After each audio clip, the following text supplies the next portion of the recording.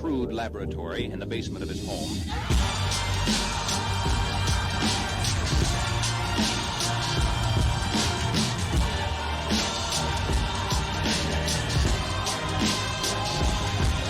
So what's up, man?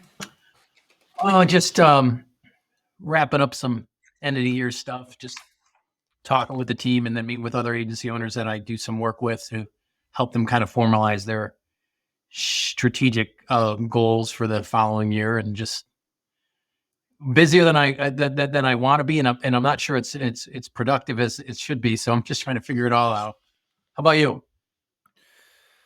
Same. Same but different, obviously. Ever since Rogue was shut down, I've kind of been in full figuring out what the next steps are mode, and that has been an interesting process, and not interesting in a bad way. It's been very cleansing to a certain extent, because I've had to think through, like, okay, I've had 5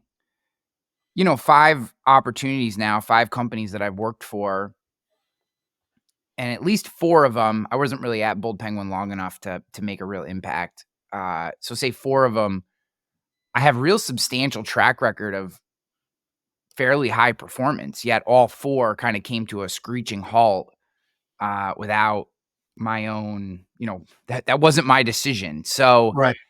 I've had to do a lot of soul searching on that. What does that mean? What role did I play in those? Which obviously I did. It would be foolish and childish to act as if I didn't play a role in those things. So I've had to figure out what was my role. What do I really want? The real existential questions. Oh, yeah. And it's been, and I don't want that to sound negative. It's been incredibly positive. It's been really, really fun to do that work. I think when we're going through our day to day and doing what we do, it's very difficult to slow down, stop, think, like, am I actually doing what I want to do? I think we have inklings of it. We may get little surges of or little moments of clarity where a thought will pop into our head, or an idea will pop in our head, or maybe we're reading a book and it creates a vein of thought that maybe we are or aren't, or whatever. But when you don't have a job and you have nothing but time, it gives you the ability to slow down and really think about that. So that's what I've been doing. I said to myself, I'm not going to waste this time. I'm not going to say, oh, well, it's the holiday season, so I'm going to take this and just do whatever, and I'll think about it in the new year or whatever. I've said, one, that's not the way that I am. But 2, I just kind of committed myself to, I'm just going to keep pushing. I'm going to figure out what the next steps are, how I can add value, and start to layer projects in a way that, I do eventually need to make money again. So there's that. But also, what do I want to do? Right. And really, it's that Venn diagram that you see where it's like, what you're good at, where you can add value, and what the market will actually pay for. And like the middle of that is really your sweet spot of where you should be working. Sure. I've done all those exercises and feel pretty good about what 2024 could bring. So it's been an interesting time. So can I ask, without going too far off where you wanted to talk today, but like, what made you get Rogue Risk? So I did not get rid of Rogue Risk. SA decided to go in a different strategic direction. Okay. And for purposes of being fair to them, not knowing the whole answer, I was never given really the whole answer. I was just really given the decision, and understanding that I really like the people at SIA. I've said it to them, and I don't think that I'm being unfair when I say I think that I was disappointed in the decision, and I think that it's a shame, because we really figured something out at Rogue. We really did. I think we had a very unique process that was creating results that frankly, when the industry really hears and sees what we were doing, I think they'll be shocked at how fast we were growing, the way we were growing, how we were doing it. But I also know that business is business, and SIA, Rogue was a portfolio company of SIA's, right? We were like one of 14 companies that they had purchased and rolled up into their ecosystem. SIA is one of multiple portfolio companies of the PE company that owned them. So there's layered decisions and priorities, and So we're in a were you yeah. like your own network, or like were you an agency that got bought by a network that got bought Yeah, by? it said the latter. So basically, in 2022, and I've talked about it on the show before. I sold to SIA, Okay. and I had originally been looking for funding. I was looking for funding, and then when in December, I just want to get the dates right. In December of 2021, my now ex-wife decided that she no longer wanted to be married to me. Okay. And that created a situation where I needed more than funding, or I needed it created a distressed sales situation Sure. where I needed to figure out a solution that was gonna allow me to kinda, maintain, like, continue living, I guess, because I wasn't taking a salary out of Rogue Risk. I had 2 employees, 3 employees at that point, but I was just putting everything that came in the business that didn't go to my employees and salary was going right back into the business to help grow. So Sure. I wasn't taking a salary. So things had to change. I sold to SIA. It was a very good thing. I think they're good people. I think they have a good mission. I do not have 1 ounce of ill will towards them in any regard. However, I was we were kind of an odd part of their portfolio. Okay. They have their networks, which they do very well. They had these kind of very traditional retail agencies that they had purchased that they were running.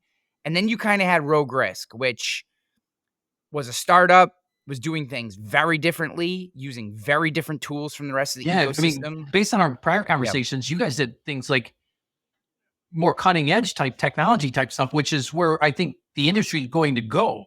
Yeah. So why would they? Well, but anyway, I mean, it's the SIA. And I think that I'm part of the SIA as well. yeah. Yeah. Like I said, I don't have any ill will towards them. I think the thought was a good one. I think that, when Matt Did and they at I least first pay got you? what? Did they pay you to leave? Yeah, I'm all right for a little while. Okay. Yeah. All right. I Good. mean, yeah. No, the decision aside, which I obviously my preference would have been to keep growing it. That aside, I'll be fine. I'll I have a severance or whatever. I'll be fine. They made sure that I'll be fine, and my people are good. Most of my people who are working for me, I either found jobs for or they found jobs for pretty quickly. So everyone seems to be in a good place. So in general, in a good Wow. spot. But I'm sorry to. I didn't clearly understand all the turmoil you've gone through in this last couple of years. So I'm sorry you had to go through. I mean, I know growth comes through hard processes, but doesn't yeah, necessarily make it easy. So just for what it's worth, I'm sorry no. you went through it. But the odd thing about my career, and the further I go back in my life, I kind of see this as a pattern. Is I have been forced through either my own decisions, situationally, etc., whatever you want to say, fortune. I have been forced to restart many times, many, Mm. many times.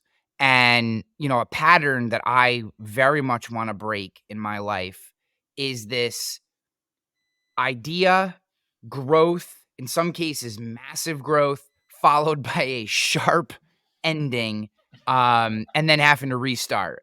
And You want the parachute. You want the parachute fall. You don't want the drop into the land, right? just once, I'd like it to be my decision. Okay. And so and my point in saying that is, one, I've been kicked in the teeth quite a few Yeah. times. Yeah. And what I've learned is how to pick myself back up. That's Sure. a lot of the stuff that I do on Instagram, and the kind of motivational leadership stuff that I teach or just share is really a diary to myself. I'm Well, speaking to it myself. should be. It really should be. And Yeah. honestly, if you've never gone through anything of any type of significant adversity in your life, you really don't have a, a position of value to provide someone else. It's through our own adversity. Keep talking. Keep talking. Yeah, it's through our own adversity that we've gone through that has taught us the things that we need to do to be successful. Like, to me, it's like we have to have the struggle and then we can share the struggle. Dude, I just read this today. So I'm reading The Prince by Machiavelli. Okay, and yeah. I shared this Oh, in my I newsletter. read that a long time ago. Oh, dude, this should be I should mandatory reread reading. that one because it's a long time ago. This should be mandatory reading. So, I kind of had we'll just, and I wrote about this in the newsletter that will come out the week that we're recording this. There's no context to when this will come out, and so people don't worry about it. But Yeah. the idea is, so I started reading the 48 Laws of Power. I'm pointing at my chair. People who are listening have no idea this gesture I'm making. I'm pointing at my reading chair. But I have this stack of books, and the book that I started with is 48 Laws of Power by Robert Greene. Yeah. And the very first lesson, or the very first law of the 48 laws of power, is do not overshadow the expert or the master or whatever. And I was like, that one hit me really hard, because when I look, and I had never framed it this way in my mind, but when I look at least 2 of the instances in my career in which my career ended very abruptly, both in post-analysis, that's what it was. Okay. So, like, when I got fired from trustedchoice.com/agency nation, a year later, when I finally kind of made up with the CEO of the company and everything, he told me that one of the primary reasons that he fired me is he thought that I was coming after his job, which I was not. I was not coming after I did not want his job. His job was political, and he was very good at it, very, very good at it. But it wasn't what I wanted to do. But dude, I'm loud. I talk fast. I have hardcore ADHD. I can manage multiple things at once. I love being engaged. I love being part of things. And I think that I did not manage my brand associated to those brands properly in a way in which I showed deference to him and to leadership. Yeah, I see what you're saying. Yeah. You know what I mean? Yeah. So, like, if I were to do it again, knowing what I know today, because I loved Agency Nation is probably my favorite. I mean, I loved Rogue Risk too. So before Rogue Risk, Agency Nation was my favorite job I ever had. I woke up every day, and my job was to help agents do their job better.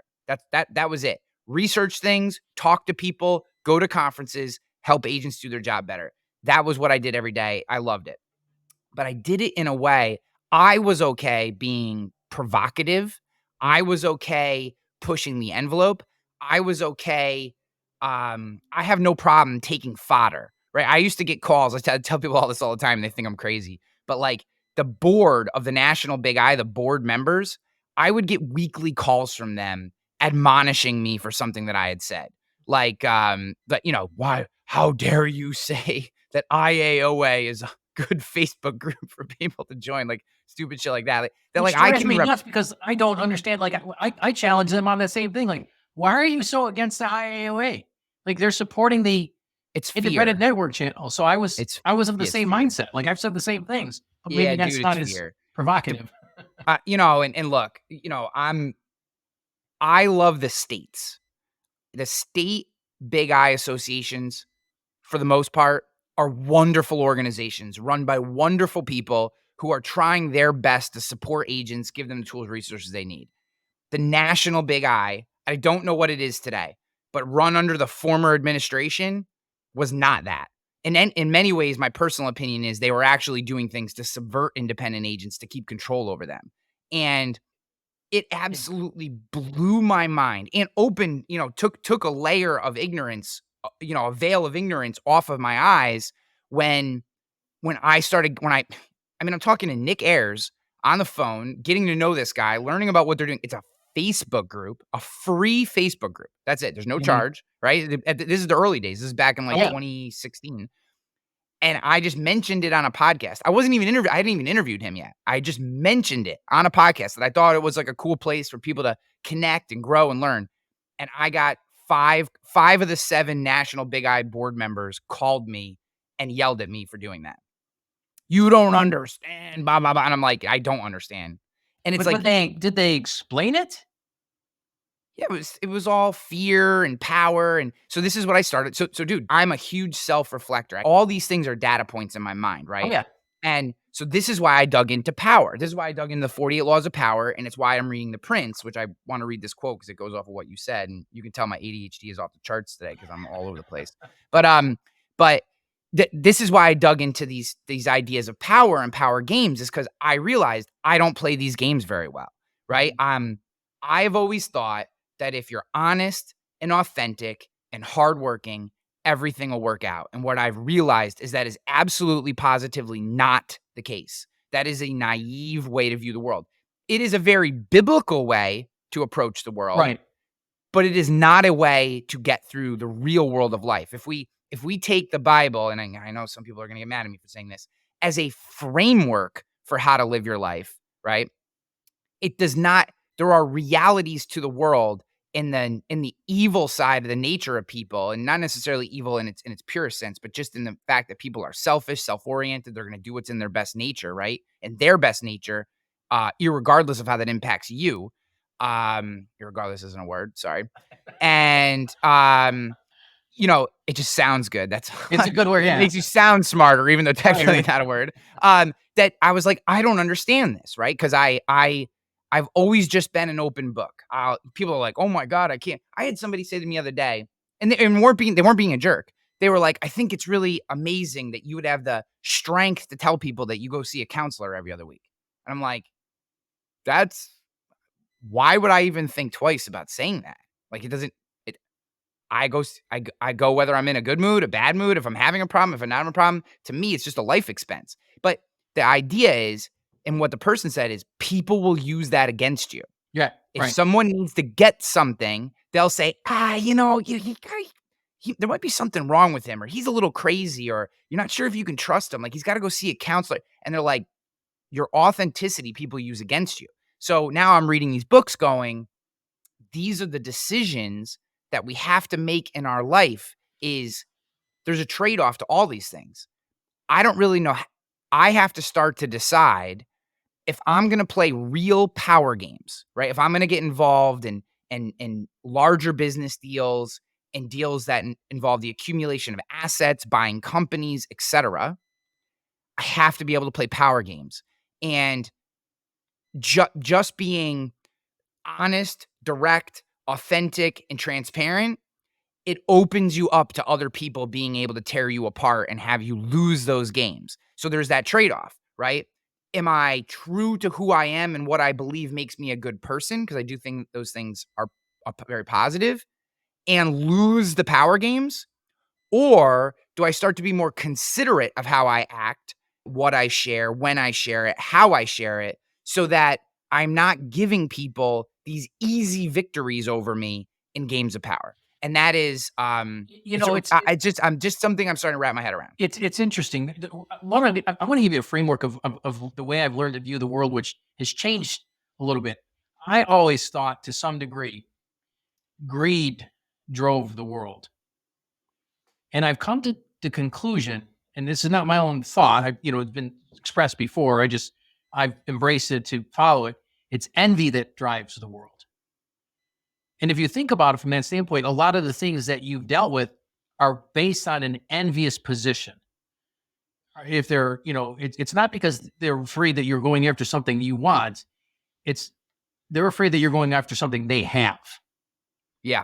And with that, when you start to look at the world that way, it changes a few things. But the one thing I would say is, if it were me, I would want to hold on to my authentic self as much as possible, but also using the necessary restraint in the proper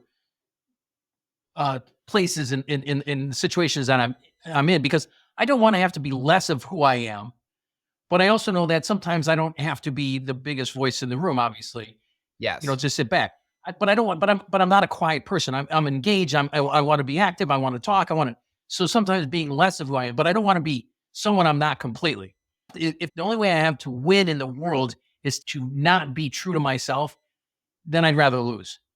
I'd rather, and I know that's a hard position, because it's like, okay, I've been honest, I've been direct, I've been, transparent, and I've lost in every scenario. But I'm going to tell you that I don't know that monetarily, maybe you've lost. I don't know. I've never looked at your finances, obviously.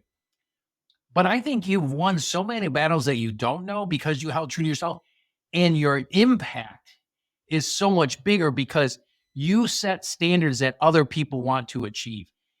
Even when failing, holding yourself up and then becoming more self-aware. Like, I failed. Why did I fail? Like, what could I have done better? Instead of going, you, it's all this, and this is a conspiracy that everyone's out to. It's like, no, it's like, yeah, this isn't exactly how I want my world to be, but how can I improve who I am through this process so that my next go is different? Yeah.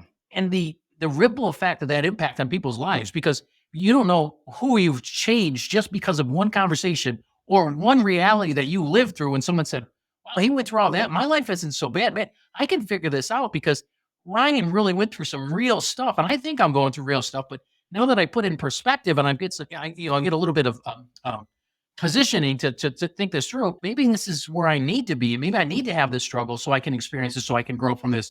So there's so much of that. Yeah. One, I appreciate you saying that. Two, I want to be clear. I'm definitely not going to change who I am because I agree with you. And ultimately, all I really care about are helping the people that listen to this show. That I care about helping. I care about helping people. Yeah. Like that's it. But what I want and right, so I take the people who play these games for a living as my enemy, right? This is the enemy, the people who play these games in inauthentic ways. But if I don't know how they're playing, I can't play my version of the game in their world, right? So like if I am ignorant to the power games that are being played against me, then I can't position myself in a way to not be impacted by them or to weather the storm when they're being played. So Sure. I guess that's so to be clear to everyone, I'm not going to change all of a sudden start lying to you. That's not what's going to happen. But I do think that it is important for us to understand how the other side plays the game. Sure. And I agree with you. I think that it is always, I think oftentimes it is some percentage of greed and envy. And I do believe that envy is oftentimes the primary driver. But this quote from Machiavelli, and this book is phenomenal. I mean, it's eye-opening and amazing. And I know that it gets I think in a beta-driven kind of woke world, a book like this gets painted in a negative light, and it shouldn't be, right? This is there's really good stuff in here, and one of the lines that I pulled out was those, and this goes to what you said maybe 10 minutes ago. Those who rise from private citizens to be princes merely by fortune have little trouble in rising, but very much in maintaining their position. Essentially, what he is saying, and by fortune, he means you are friends with someone in power, or your family is in a position of power and you are gifted it. So think second generation agency principle. Very easy to become the principal, right? Very easy. Father retires, mother retires, aunt retires, etc. You get that position. It's just kind of because of your birthright, you're in that spot. However, how many of those situations, because they did not have to sweat and bleed and be bruised and bloody and broken to make it to that position, how many of those agency principals then struggle to maintain the success that agency had? And ultimately, those agencies usually stagnate. It's hard to really lose in our industry because of the nature of our revenue model, which is amazing. But they often stagnate. They often have a hard time with innovation. And that's not to say all of them. I know a ton of very good second generation. But it is that ease of accumulation that oftentimes leads to troubled times. It's like that strong men create good times create soft men create bad times create strong men. Like that idea, he hammers on this in this book, and I thought it was really, really interesting. Was just hammers on it just over and over again on this idea that if you didn't have to build the skill set to get to the position, you have to be what he calls exceptional to continue to grow or to maintain power, because what'll happen is people will smell your weakness and start to subvert you. And that could be your employees stealing time. It could be an employee who worked for a parent for 20 years at a certain salary and all the way and has some maybe legacy knowledge, comes in and now starts leveraging for more salary or et cetera. And it's just, I find these things just so intriguing. And he wrote this in the freaking 1600s, man. Yeah, it's 50 it's crazy 1500. when we go back, and it's one of the reasons why I think history is so important. Is it should give us a foundational understanding of how we got to where we're at. Yeah. I'm not a big fan of living in the past. I talk a lot about that when I talk and shoot, my videos about not focusing on the mistakes of the past, but you should at least recognize how they got there. And if Yeah. you go further back, you start to recognize the successful people that have written things that withstand the test of time because they are just as valuable today as they were when they were first written, even if it's 400 years ago. That tells you that there is a underlying idea that is so important to people in their daily existence that they're ignoring because it's there, it's available, but it's like, well, but it's not easy for me to understand, it's easy for me to read, not easy for me to apply. So I'm going to focus on things that more align with my simple processes that I exist in on a day-to-day basis. Yeah. I agree with that. I think the easier path is always to stay shallow. And I don't mean shallow like physically viewing something shallow. I mean mentally and emotionally skipping off the surface of life, Oh right? yeah. It's so easy to just, what's the next thing I have to do today? Oh, I got a case of the Mondays. Oh, it's hump day, or thank God it's Friday. I my team and I, we used to talk about how if someone in their interview, like one of the questions, because towards the end I stopped interviewing people, and because one, I'm terrible at interviewing people because ultimately all I end up doing is selling my business. You know what I mean? So it's like I was like, don't. I was like, I'll come in and be part of a conversation, but I can't be one on one because all I'll do is start selling my baby to them and why they need to come work here. Right, So I can't right. do that. And I know that about myself, so I remove myself. But I was like, one of the questions that they would ask sometimes is, "Have you ever said, 'Thank God it's Friday'?" And if the person answered yes, that would be like a negative mark on their thing because to me, jokingly once in a while, is this a big deal? No, but it's the concept of like, if I got a case of the Mondays, followed by your whatever Tuesday, followed by your hump day Wednesday, you're not engaged in the work. You're just trying to get through. And this idea, in my opinion, is systemic to the mentality of individuals where we're not we're not reflecting. I agree with you. We don't want to live in the past. And I think the defining difference for that to me is being critical versus being self-reflective. Yes. I never want to be critical of my past. Past happened, it happened. But if we can be self-reflective, if we can say, okay, I did this thing. It was stupid. Shouldn't have said that. Shouldn't have done this. Whatever the issue was. But what can I learn from it? Yes. Well, like a good example is this: is I had a meeting with the HR team at SIA, and it had to do with an employee. I was frustrated with the situation, and so I knew it was going to be not like an angry conversation, but I knew it was going to be slightly contentious Right, because right. I was wanting something to happen. It wasn't happening fast enough. Doesn't matter. Then at 7 o'clock in the morning, I got a call from a client that was like a pretty big issue. Then at 9 a.m., I got a call about another issue. So now I had big issue, followed by big issue, followed by this call. And I rolled into that call on fire. And the call went horribly, right? Because I'm just fired up. So, okay, so that call happens, whatever, get done.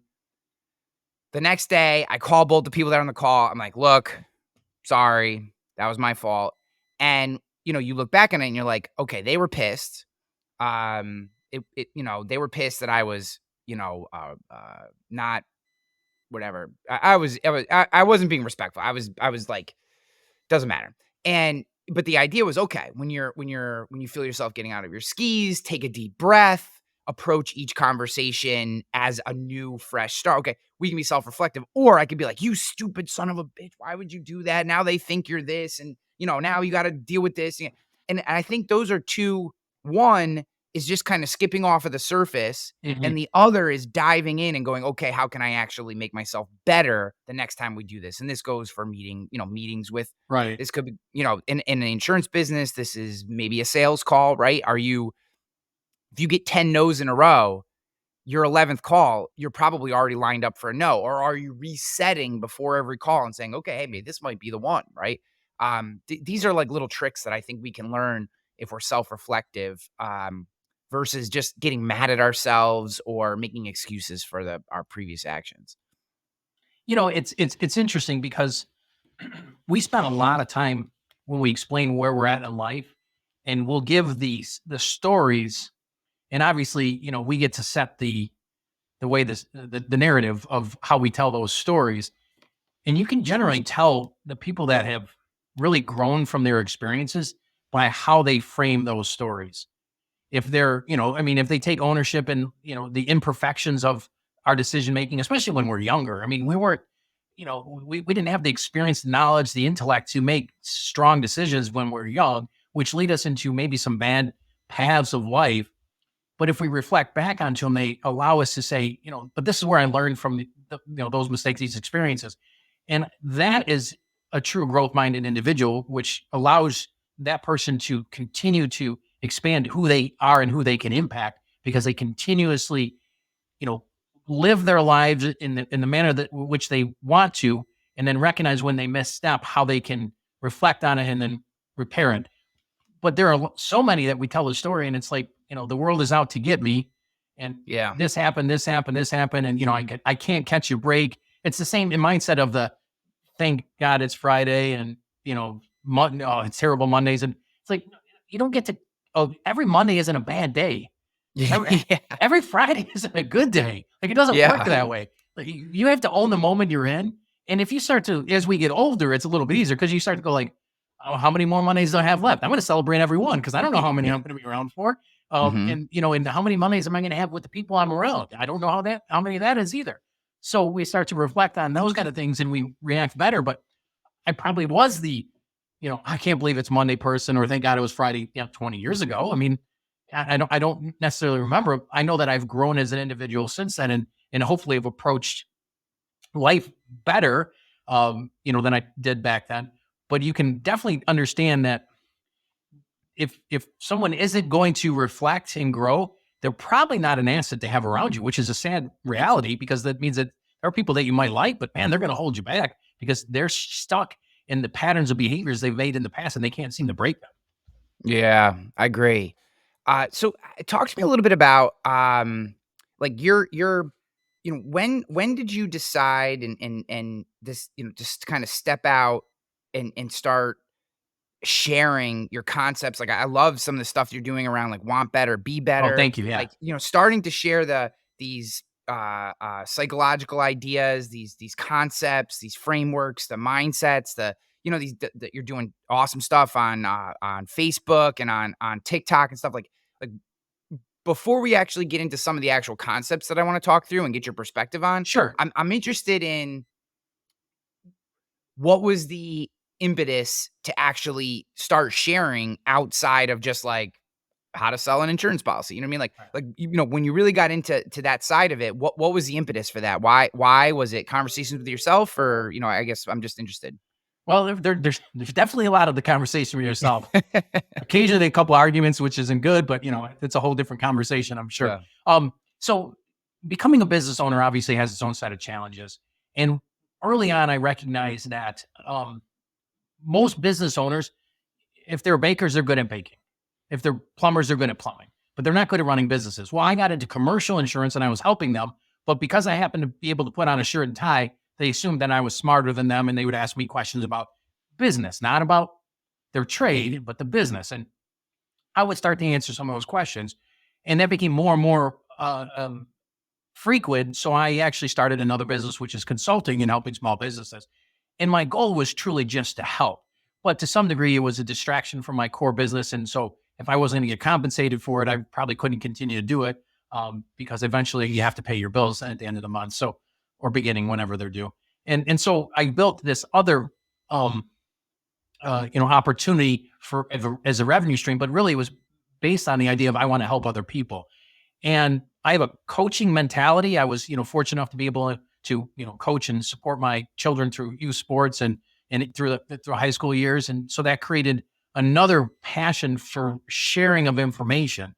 And then being in leadership roles in the industry gave me opportunities to start sharing information with other agencies as they're trying to build their agencies. And so it all started leading to a point of, I have a voice that I'd like to share. And some of it is just a reflective process of the mistakes that I've made throughout my life that I'd love to be able to improve upon. And sometimes we need to vocalize them, and then that helps us recognize them so then we can then improve them. And so it gave me an outlet to do that. And then on a rather selfish side of it, I wanted to improve my ability to be in front of other people. I think I do okay, but I'm not a polished speaker, and I don't never necessarily think I'll ever be a true polished speaker because I don't tend to prepare. So I might seem more authentic because I, struggle with, the concepts.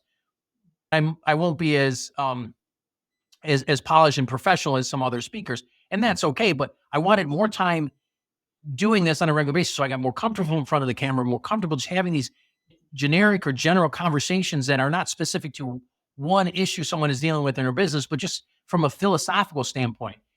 And these are conversations I've been having with people on a regular basis for many, many years. I've just never sent it out to the masses. And so I said, I need to improve my video. I want our team to improve on video because we use it more and more. So I'm going to put myself in a position of discomfort, and I'm going to do a video every single day without scripting, without prompting, without any idea what I'm going to say. I'm going to open up my camera and I'm going to say, this is what I'm thinking right now. And this is why I want to share it. And hopefully it's in a manner that will benefit some people. And it will allow me to have a greater impact while perfecting my skill set of sharing of that information. So it had, it was twofold. One, I wanted to improve myself. Two, I wanted to share something. And so there was not a lot of reasoning or rationale or a structure of what I wanted to create. I just one day said, I'm going to do it. And I've done it every single day since September 18th of sharing. And it's most of the stuff that some of the people who know me well have heard for years. So it's probably fairly redundant. But I have a couple catchphrases that I use on a regular basis, like a meeting without food should be an email. I believe we should break bread together on a regular basis. I think it creates a better connection. And so I share those kind of concepts as well. The other thing is I really feel like we're in an industry that allows us to find great success, and giving back is imperative to the long-term success of the industry. And this allows me to, again, increase my ability to give back, not maybe in a technical side of the industry, because I think that there's a lot of people that have so much better technical ability and industry knowledge than I have. But I have a dual background that maybe will lend favorable to someone who's trying to grow a business as well as build an agency. So maybe I'm not going to be able to go through the machinations of perfecting their sales process specifically to the industry they're in, but I can give them some general understanding of how to prepare for the ups and downs of the business process by having the proper mindset and maybe the tools and skill sets necessary to weather the struggles that we go through just being business owners, not even relevant to our industry. So, that might be a mouthful of why, but that's a lot of the why. What has been maybe your most revelatory takeaway from the experiment so far? Ryan, the thing that I found through this process that has had the most profound impact on me, and I did talk about it in one of my posts, was your words matter so much. And it's one of the reasons why, I said to you earlier, like the impact you've had, you don't really recognize how much it is. You'll probably never know. It's not like everyone's going to give you the feedback saying, wow, this really helped me. But there are people that do reach out to you and say, this helped me. And sometimes it's just like, I needed to hear this. I've been struggling with my workout and I got out. And that's a nice thing, because I want people to be healthier, live better lives. And, because the benefit of being healthier obviously is far outside just the ability to, lift something heavier or run quicker than you did before. There's so much more to it. But the deeper, more meaningful, more private conversations that come from some of the things I've put out there have told me that, one, this is important to continue to do. And it doesn't have to be my voice. It could be anyone's voice. It has to be more of a positive voice and an accountability voice that should be continuing to spread that, we're not stuck in whatever we're dealing with. And that has been eye-opening to me, which also has told me that I have to be more cautious with my words outside of that conversation I'm trying to have intentionally in the mornings as during my workouts or whenever I get them done. Because if your positive words have that kind of impact, your negative words have just as great of an impact or greater. in a way that you might not know, but you can devastate someone's psyche, or crush maybe someone's dreams inadvertently because you're being cautious or casual with your words, or you're not being cautious with your words. And so that alone has taught me that I just have to be a little bit more intentional when I speak, because I think that there's times when a direct discussion is necessary. You're screwing up because of this. When we lose a client in our office, I tell our staff, we didn't lose a client. We got fired. Now, why did we get fired? Was it something we did? Was it something that we couldn't have changed? It doesn't matter. But we want to have an actual contextual conversation about it and be honest. But there are times when, if someone's in a fragile state, and I'm not a big, safe space person, but I don't want to kick someone when they're down. Maybe that's not the time to say, you got fired today. Maybe I need to, pull back and say, let's have this conversation tomorrow when you kind of reset and say, okay, let's talk about it. But I'm still want to have an honest conversation because we did get fired. And if you set a goal for yourself, to if my goal is to do 10 push-ups a day and I did 5, I'm not going to celebrate the 5 I did. I'm going to say I failed at hitting my goal, because I want to be honest with myself, and I want people to start being honest with themselves, because we can do hard things, but we've got this idea that, if we challenge yourself and we fail, it's okay. It's like, well, it is, because we're not going to live and die by that moment. But man, you can do so much more if you push yourself more. And I think that's something that I want to continue to push out there. So be it my voice, and I hear you do it. You're talking about it a lot, like hold yourself accountable, get up, that kind of stuff. That's important. Yeah, no, I think there's a lot of really interesting things in there. I would agree that space is good for negative feedback because it reduces emotion, right? When something happens, and this goes, think about your kids, right? Your kids do something and you jump on them, right? And then they start crying, and then you're like, why are you crying? Oh, and then now it's a mess. Yeah. Now your point you tried to get across is not going, and where you see them do that thing, maybe, whatever, you say something very small, and then you come back to them, and you come back and you say, hey, we can't let that happen. Right. Or this, and now they're not crying. Now they're listening to you. Now you have their attention. They may still not like what you're telling them, but now you're able to have a conversation. And it's not emotionally charged. Yeah, it's not emotionally charged. So that is a lesson I've had to learn. Because, I think in general, my mom always gives me a hard time because she says I'm not empathetic. And she the other day she called me and she goes, why do you think you're not empathetic? And I'm like, okay. Ma, good morning. Hi, how are you? You know what I mean? Like, and I don't know that I'm not empathetic. I try very hard to not let emotions and feelings dictate my life, because I see them as data points, not as who I am. I have, if you've ever read The Untethered Soul, then I very much, believe in the philosophy that we are the spirit, the soul, whatever you want to call it. And that our mind and our body they're just mechanisms to allow us to interact with this spatial environment that we're in. And that feelings and emotions are data points, important data points. Before anyone jumps on me and says your feelings are who you are, I do not believe your feelings are who you are. I do not. It doesn't mean that I'm not saying I'm right. I'm saying that's not what I believe. Right. I believe they're very important data points that we have to take in. For whatever reason, because of that, I have a hard time relating to people who are overly dictated by their emotions. So I've had to, say in my work, distance myself from those people with layers of management or et cetera. That's kind of how I've done that. Oh, yeah. That being said, I think that our society, unfortunately, has also perpetuated a lot of that, in so much as to say, oh, you don't feel like working your hardest today? That's okay. That's all right. Everything's going to be okay. And it's like, no.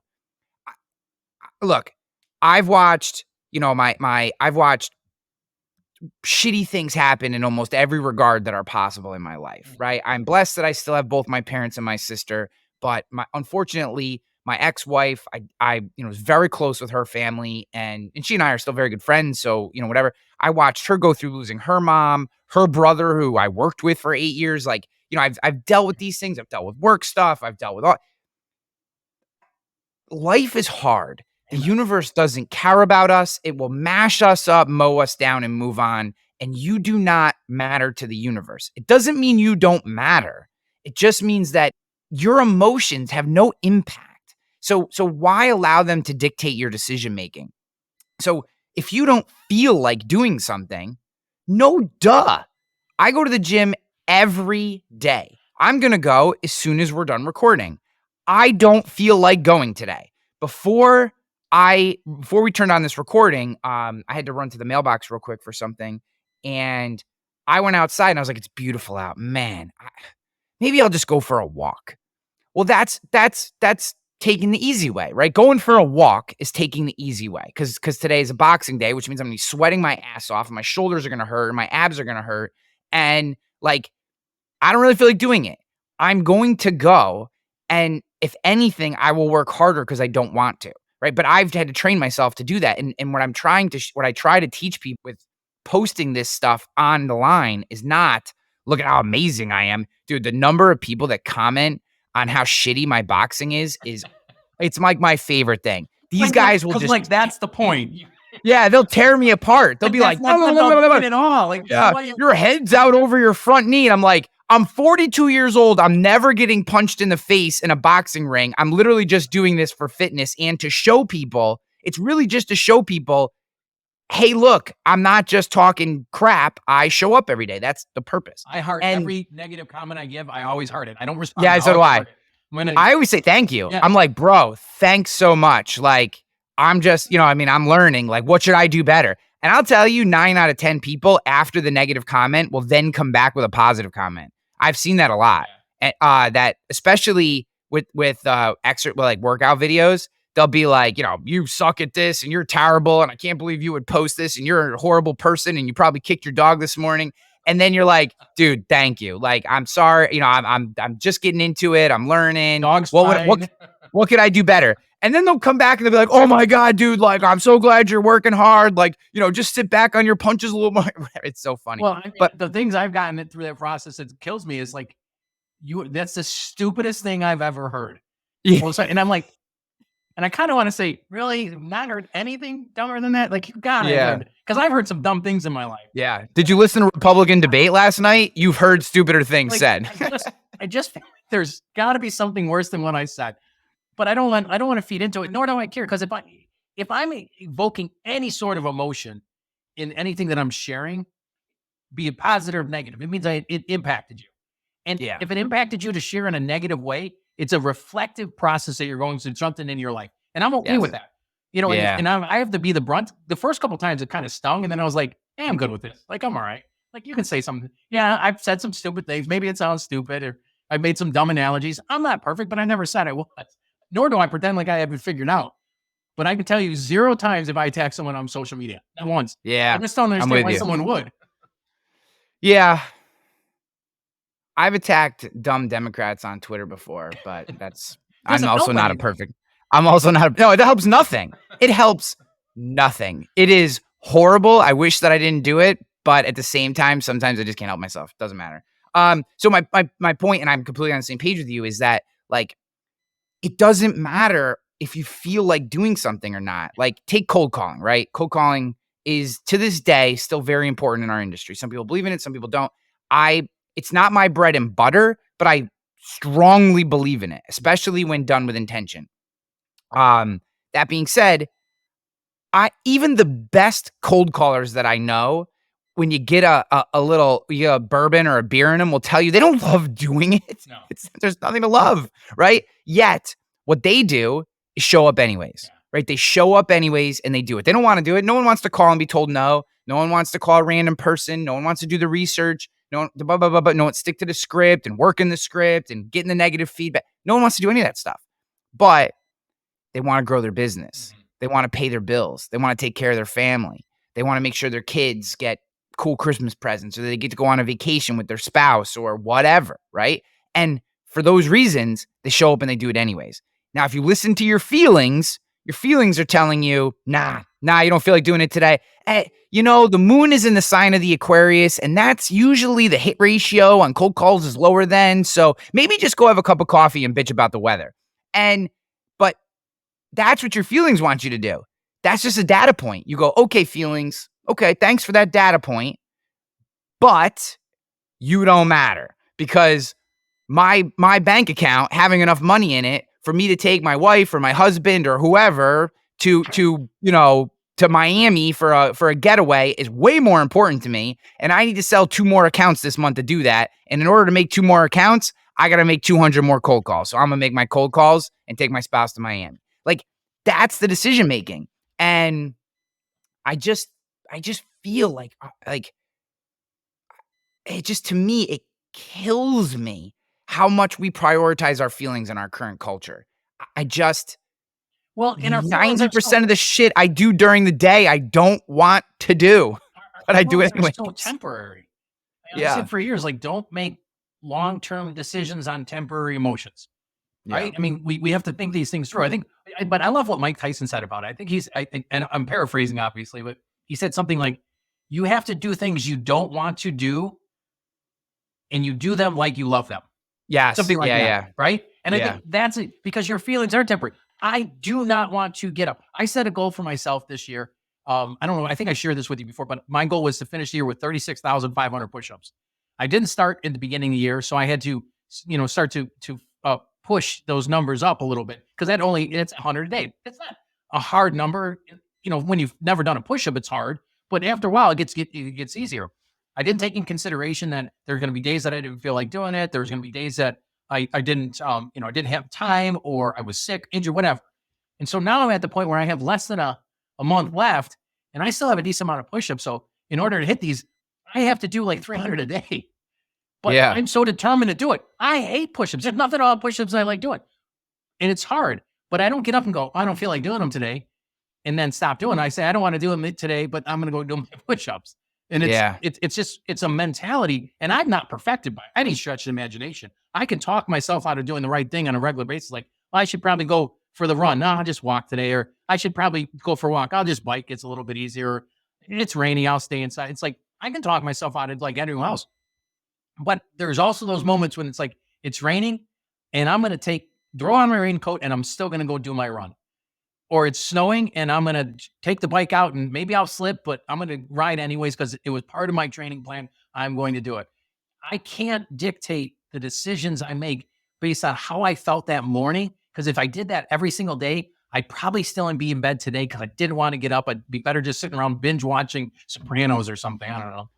Dude, all you need to do is win one more battle than you lose in life. Right? That's it.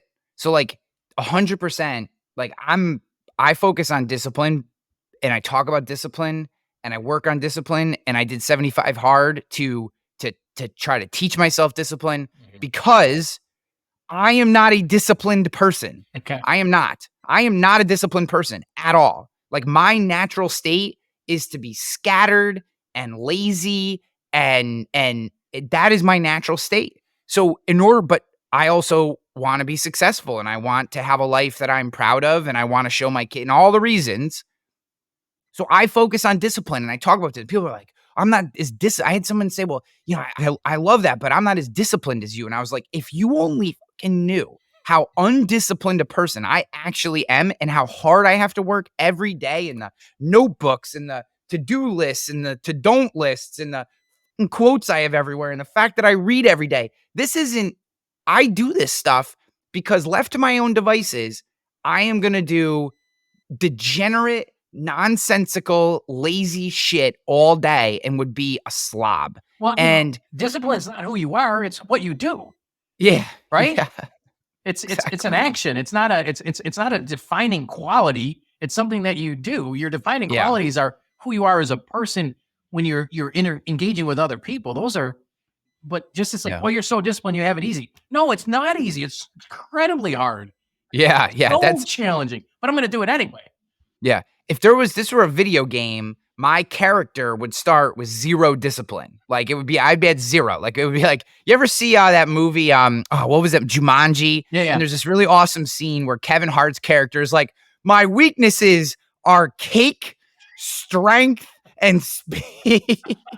And like, it's like funny. Like, that would be my, discipline would be on that list for me. He's too. my Probably spirit cake animal too. right now. Yeah. It's just funny, but I do think that we have to, we wake up every day, and whether we're an agency owner, or we work for a carrier, or an underwriter, we're a producer, we're CSR, account manager, HR, doesn't matter what we do. Doesn't matter what we do. For all the people who don't work in insurance who are listening to this, like, we get to choose each and every day who we're going to be. And, I look at my life and I say, "Oh, I just got to win one more battle than I lose. That's it. At the end of the day, I just got to win one more battle than I lose. So during the day, do I, maybe I give into some hunger pains and I have an afternoon snack that really for my diet or whatever, my eating program that I like to have, I don't want to do. And that makes me a little more lethargic than I want to be in the afternoon. Right. And then I got to deal with that. So now I got to step up my game at my workout. Right. And it's like, that happens sometimes, but if I still make it to the workout and I still do the interview with you, and I also got a couple good emails out and I did some work on this new project that I'm working on, but I had to push through it with a little bit of lethargy. Okay, I lost the food battle because I don't like to eat in the afternoon because it does make me lethargic, but I still pushed through and got these other things done. So, okay, when you net out all the decisions, man, okay, I had more wins than losses, victory for the day, right? It is not, and I think this is something where we get hung up on and we give ourselves too hard of a time, right? We think that to be disciplined or to be successful, every single decision throughout our day has to be the right or perfect decision. It's like, that is not reality. That's not reality for uber productive, insane people like Elon Musk. And it is not the reality for any other person in your life that you see that you may think is successful. They are battling the same minute to minute mental decisions that everyone is. They are all, they're battling those same things. And this actually came to me by a good friend and a mentor of mine.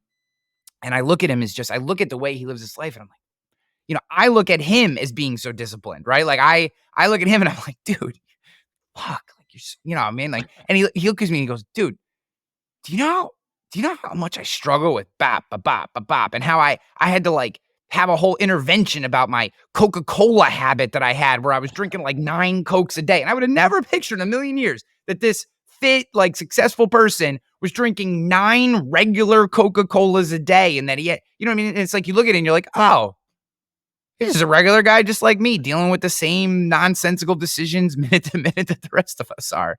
And I think once we kind of get that frame of reference is then we don't put so much pressure on ourselves. Right. And we can start to take these things on and actually move forward in our life. Yeah. It's funny. So, we've been talking about all kinds of different stuff, but I do want to know, like, so the Want Better, Be Better, this is a brand that you created that you're building upon that people, or is it a keynote or what is this? Cause I've seen you kind of start putting in the background of a lot of your videos that you're talking to and stuff. So it was funny because I've said it for years. I've just always said, I have, stupid things I say on a regular basis, like, play stupid games, win stupid prizes, that kind of stuff. But Want Better, Be Better was just something, it's just easy. It rolls off my tongue real easy. So I've always said it, like we're struggling with something. Oh, want better, be better. You got to do this, you got to do that kind of. And so when I decided I was going to do videos, it just came out. I didn't even have planned to say it at the end of the first video. I thought, I'm just going to keep saying that with no frame of reference to it. I did like 4 or 5 videos. I'm like, I wonder, like, what am I going to do with these videos? And so then I looked and I was like, I can get Want Better, Be Better on Facebook, which I thought for sure it would be gone. And then I was like, Want Better, Be Better. I found it on Instagram and then YouTube and then TikTok. And it's like, it's never been branded or used. And it may be because it's stupid and nobody likes it, but it works for me. So I'm like, all right with it. And then I literally trademarked it. Yeah. And went through this whole process. I have shirts now. I can, and so I'm continuously pushing it out there because it's a positive message. I mean, even if you think that it should be Want Better, Do Better, or Act Better, or whatever. It's like, not just easy for me. Want Better, Be Better. It flows off my tongue. I'm going to continue with this.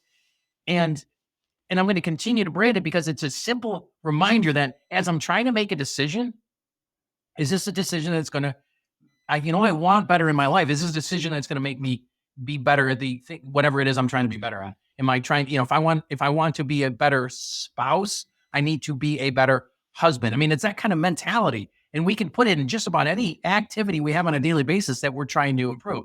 If I want to have better children, I need to be a better parent. It's, we have to throw it back at ourselves because we are the only person that we can control. Everyone else just reacts off our energy and our actions, right? You know what I like about it versus do better is, to me, want better, be better speaks to taking ownership. Yes. Want better, do better feels like outside forces have an influence, Yes. right? Okay. Yeah, I like Like that. I personally, want better, be better speaks more to me than want better, do better, because, I could say, well, I couldn't do better today because, whatever, this thing happened to me. I was busy at work and I was stressed and I had to make a bunch of decisions. So I couldn't do better. It's like, nah, you can still be a better husband, better spouse, better parent, better coach, mentor, whatever the thing Right. is. Right. You can still be a better version of that, regardless, if you take ownership for it. I love it, man. I immediately, it immediately clicked for me, Nice. and think it's wonderful. I hope you keep pushing that brand. I love that. There's somebody else in the insurance industry, kind of speaking, positive, engaging, thoughtful, deep messages back into our community, because I do think that for a very long time, and it's changing. Our industry is changing for the better. Right. I love it. Right. But for a very long time, and because you've been around for so long too, just like me. I mean, this is my 18th year in the industry. When I first started, no one talked to each other. No Right. one communicated with each other. No one shared anything. Right. Like we have this more open communal feel to our industry. I think it's wonderful. There's a lot of fresh voices, new voices of all different ages, not necessarily age-based, but just fresh new voices coming in, sharing positive messages as a whole. And I just think, as much as we can support each other, continue to drive forward, our industry will continue to be a wonderful place to work and engage, and for people to grow. And I think it's tremendous. So, I know you just named all the places, but where should people connect with you? They want to learn, they want to connect, they want to get to know you better. Where would you send them? We'll have everything linked up in the show notes. Obviously, you can always go direct, but we'll have everything linked up in the Sure. show notes, whether you're listening on YouTube or whatever podcast player you're listening to. We'll have everything linked up. But where's the spots? So I think if you just want to see content, the best place is go to Want Better Be Better on TikTok. Just all one word, obviously. Just Want Better Be Better. If you're looking to contact me, you can. Michigan Insurance Group is the website. My personal information is on there. Donald Shampine on Facebook. You can find me. DonaldShampine.com. You can find some blogs that I've written, and there's a way to connect with me. I do trainings with small businesses. I do trainings with insurance agencies. There are talks that I get involved with are outside of our industry that are really just how to be a better person. So I'm trying to continuously find ways to push that content out. But those are the main places that you can find me, and I'm going to continue to try and grow that, because it's kind of it's a new thought process for me of how do I use this brand to have the greatest impact, and I don't have it figured out. So the framework is going to definitely evolve over time, and hopefully the content will continue to improve. I mean, the videos, I don't know, it may be a little bit wonky, and the sound might not be great, but that wasn't the point. I wasn't trying to have this perfect message. What I was trying to have is a real conversation with myself that I felt I could share with others. Well, I love it. I think it's a wonderful thing. I'm glad we had a chance to talk, even though I think I spent the first 20 minutes talking. Well, it's good. I wanted to hear from you as well, so it's worked out. Good, but I love it. Look forward to next time you can come on the show, and just appreciate everything you're doing, bud. Absolutely. Thank you for having me here, and I know we'll talk again. Don't forget to get that book I told you, the Comfort Crisis. Yes, no, I definitely will. It's a good one. You're gonna love it. I'm going to Shampine.